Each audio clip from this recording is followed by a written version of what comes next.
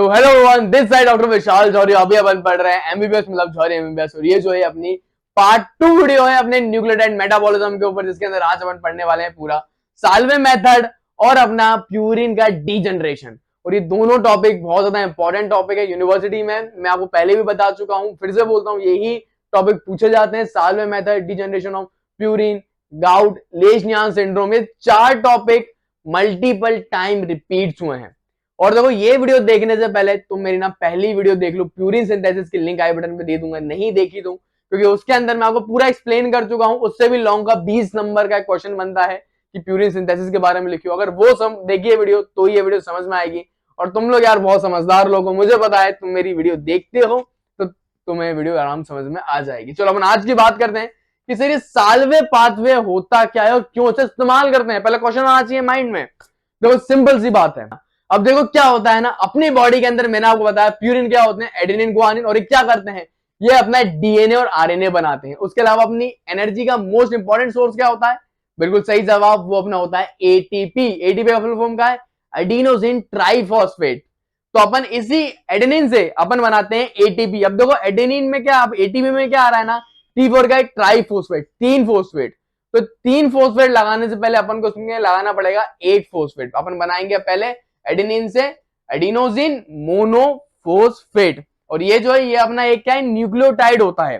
तो साल्वे मेथड क्या करता है, साल्वे मेथड एक बहुत ज्यादा सिंपल और डायरेक्ट मेथड होती है, जिसके जरिए आप अपने प्यूरिन को डायरेक्टली न्यूक्लियोटाइड बना सकते हो। और न्यूक्लियोटाइड क्या करते हैं, अपनी बॉडी के अंदर एनर्जी का फॉर्म होता है, एटीपी, जीटीपी, ये अपने एक एनर्जी का सोर्स होते हैं। अब ये होती कैसे है प्रोसेस, तुम ये देखो। तो कुछ नहीं रहता यार, इसके अंदर बस एक एंजाइम का खेल है पूरा। तो अपना ये है एडेनिन। अब यहाँ पे एक एंजाइम लगता है जिसका नाम है एडेनिन फोस्फोराइबोजाइल ट्रांसफरेज। अब यहाँ पे फोस्फो क्या है, अपना फोस्फेट ग्रुप, राइबोजाइल अपना है पेंटोस शुगर। आपको पता है न्यूक्लियोटाइड में क्या होता है, अपना शुगर, फोस्फेट ग्रुप और अपना एक नाइट्रोजन बेस। जाहिर सी बात है अपना एक प्यूरिन।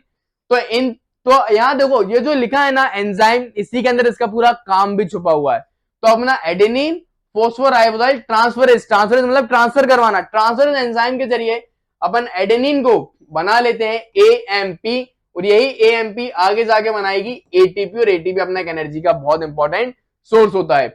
सिमिलरली अगर अपन ग्वानिन और हाइपोजेंथिन में देखें तो यहां पे अपना लगता है हाइपोजेंथिन ग्वानिन फोस्फोराइबोजाइल ट्रांसफरेज एंजाइम, और ये एंजाइम क्या करता है, अपने ग्वानिन को जीएमपी बना देता है और हाइपोजेंथिन को अपना आईएमपी बना देता है, मतलब कि आइनोसिन मोनोफोस्फेट।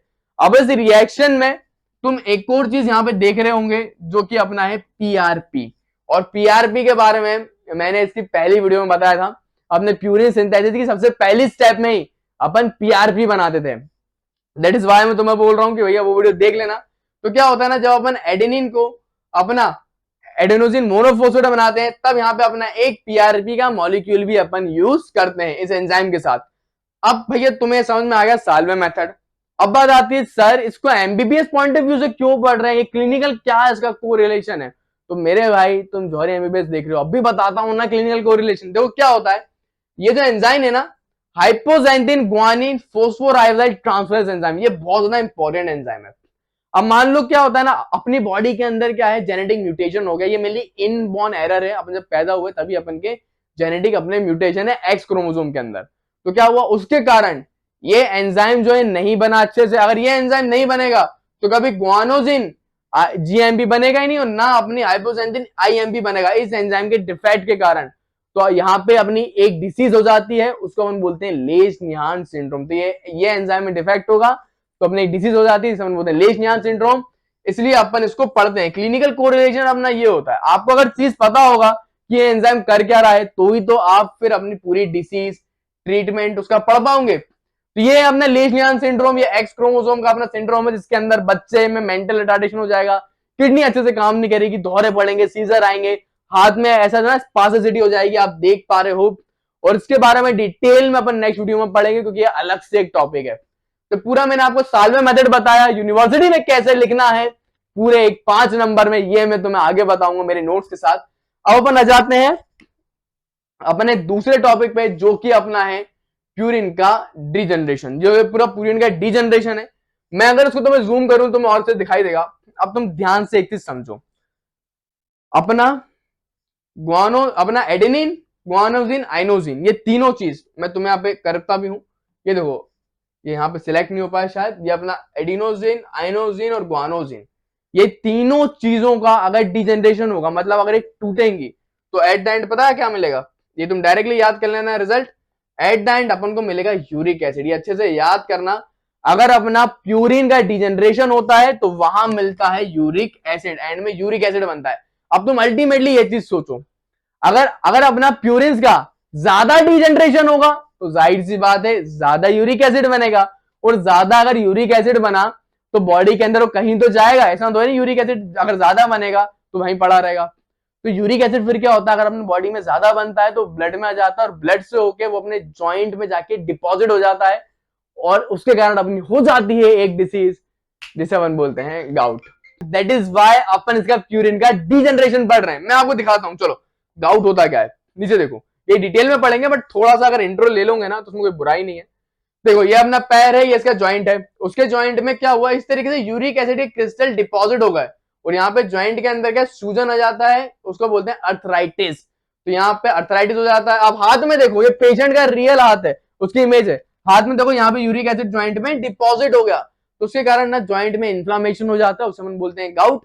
ये डिटेल में अपन पढ़ेंगे। और अब अपन पढ़ते हैं ये पूरा पाथवे। अगर ये पाथवे पता होगा तो ही तुमसे ट्रीटमेंट कर पाओगे। और देखो एक चीज जो है ना, तो हमेशा याद रखो, अपनी बॉडी के अंदर एनाबॉलिज्म मतलब चीजों का बनना, और कैटाबॉलिज्म मतलब चीजों का टूटना, ये साइमल्टेनियसली चलते रहते हैं। अगर कोई चीज ज्यादा बनेगी तो भी दिक्कत है, कोई चीज कम बनेगी तो भी दिक्कत है, और ज्यादा डिजेनरेशन होगा तो भी प्रॉब्लम हो जाती है। इन शॉर्ट, लाइफ को मेंटेन करना ना बहुत डिफिकल्ट टास्क है, लेकिन फिर भी अपने सेल अच्छी तरीके से कोऑर्डिनेट करके वर्क करते हैं। और कुछ चीज बोलते हैं कि सर डिजेनरेशन क्यों होता है, देखो उसका सिंपल सा एक फंडा में बताऊं। कोई भी चीज है यार, अगर वो बनी है तो वो मिटेगी भी, सिंथेसिस अगर हुआ है तो उसका डिजेनरेशन भी होगा। अगर इसको समझाऊं, अगर तुम तो इस तरीके से समझाऊं तो मेरे पे ले लो यार।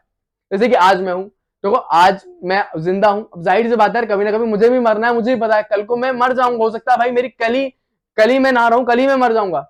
बट फिर भी अगर तुम देखो ना, भले अगर मैं कल को मर भी जाऊं फिर भी जिंदा रहेगा मेरा नाम, तुम हमेशा मेरी वीडियो देखते रहोगे, तुम्हें मेरी वीडियो से हमेशा तुम्हारी हेल्प होती रहेगी।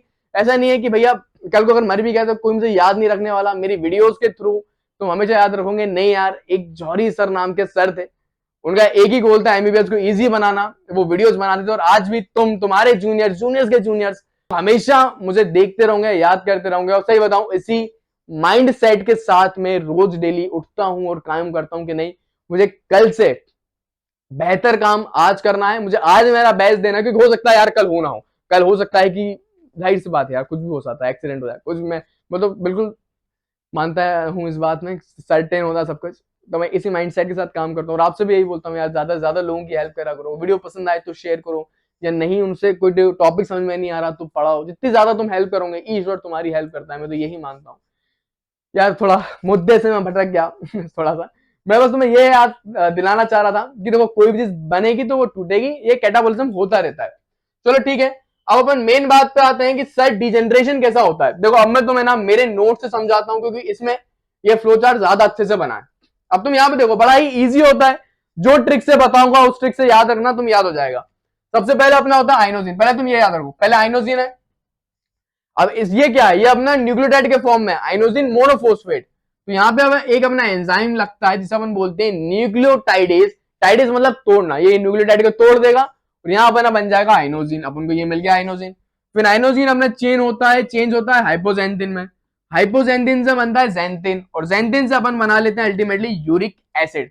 अब तुम यहाँ पे एक चीज ध्यान दो, यहाँ इन दोनों स्टेप में एक अपना एंजाइम लगता है जिसके अपन बोलते हैं जेंथिन ऑक्सीडेज एंजाइम। यही जेंथिन ऑक्सीडेज एंजाइम क्या करती है, अपने जेंथिन को यूरिक एसिड में और हाइपोजेंथिन को जेंथिन में कन्वर्ट करने के लिए रिस्पॉन्सिबल होती है। अब तुम देखो, अगर मान लो तुम्हारे पास एक पेशेंट आया, उसको क्या है, उसको है गाउट, मतलब उसमें क्या बन रहा है, ज्यादा यूरिक एसिड बनवा रहा है।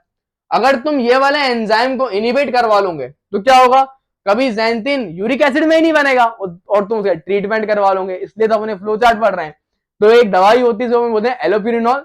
एलोप्यूरिनॉल क्या करती है, कॉम्पिटेटिवली इनिबेट करवा लेती है। एक दवाई होती है एलोप्यूरिनॉल, और वो कॉम्पिटेटिवली इनिबेट करवा लेगी अपने जेंथिन ऑक्सीडेज को। अगर ये स्टेप इनिबेट हो गई तो जाहिर सी बात है अपना ज़ैंथिन कभी यूरिक एसिड में कन्वर्ट नहीं होगा, पेशेंट का उद्धार हो जाएगा, पेशेंट का ट्रीटमेंट हो जाएगा। तो ये इसका क्लिनिकल कोरिलेशन था। अब हम बात करें यहाँ पे जीएमपी, तो देखो एक चीज ध्यान से, ये जीएमपी क्या होता है ना, अल्टीमेटली इसको अपन बना लेते हैं ग्वानोजिन, और ग्वानोजिन अपना डायरेक्टली कन्वर्ट हो जाता है ज़ैंथिन में, ये तुम डायरेक्टली याद कर लेना।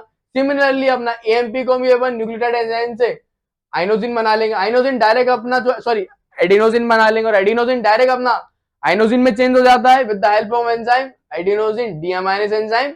इसकी कमी के कारण भी एक डिसीज होती है एंजाइम कमी के कारण, वो मैं तुम आगे बताऊंगा। और अपना एएमपी डायरेक्टली अपना आईएमपी में भी कन्वर्ट हो सकता है अपना एएमपी डीअमाइनेज एंजाइम के जरिए। तो बड़ा ही इजी सा ये पाथवे है, और उसको याद ऐसे रखना है कि तुम सीक्वेंस में चीजें याद रखो, ऑटोमेटिकली तुम्हें सब कुछ याद हो जाएगा। 2-3 ही तो स्टेप है इसके अंदर। देन अब मैं बताता हूँ यूनिवर्सिटी में साल्वे पाथवे कैसे लिखना है। तो देखो यूनिवर्सिटी में कभी साल्वे पाथवे आया ना, तो पहले डेफिनेशन डालो। देखो एग्जामिनर को चाहिए क्लीन और क्लियर चीज, पहले डेफिनेशन डालो, देन ये 2 पॉइंट लिखो, देन फिर ये तुम बनाना बिल्कुल अच्छे बड़े बड़े क्लियर तुम्हें डायग्राम बनाना। वो तुम्हें तो कोई डायग्राम बनाने की जरूरत नहीं है, ये एडेनिन लिख के ऐसा करके उससे क्या बन रहा है एएमपी ये वगैरह तुम शो कर देना। इसमें अप्रोक्स तुम्हारे एक पेज आराम से तुम भर सकते हो अगर अच्छे से लिखोगे तो। देन फिर यहाँ पे एक एक स्टेप तुम एक्सप्लेन करना कि अपने एडेनिन को क्या बनाया, अपने एएमपी बनाया, ये एंजाइम लगा, पीआरपी भी लगा। तो इस तरीके से जो तुमने बनाया है उसी के बारे में लिख दो, और एंड में तुम ये पॉइंट जरूर लिखना, ये की पॉइंट है, इसको लिख दिया ना तो लाइफ तुम्हारी जिंगल आला, मतलब तुम्हें मिलेंगे ज्यादा मार्क्स। इसमें लिखा है salvage pathway is particularly important in certain causes such as erythrocyte and brain. मतलब साल्वे पाथवे जो है एरिथ्रोसाइट और ब्रेन के अंदर न्यूक्लियोटाइड बनाने में बहुत ज्यादा इंपॉर्टेंट होता है, ये याद रखना। मतलब ब्रेन और एरिथ्रोसाइट के अंदर साल्वे पाथवे जो है वो अपना न्यूक्लियोटाइड बनाता है, उसके अंदर बहुत इंपॉर्टेंट स्टेप होती है इन 2 जगह। और अगर इसमें डिफेक्ट हो जाता है एंजाइम का तो अपनी डिसीज हो जाती है लेश-निहान सिंड्रोम, जो कि अपन आगे पढ़ेंगे। तो ये की पॉइंट है, लिख दोगे ज्यादा मार्क्स मिलेंगे। नेक्स्ट वीडियो अपनी गाउट और लेश-निहान के अंदर होने वाली है, तो उस वीडियो देखने के लिए पहले चैनल को सब्सक्राइब करो, सब्सक्राइब करके रखा है तो भैया दोस्तों को शेयर करो, लोगों की हेल्प करो। Thanks for watching and keep learning.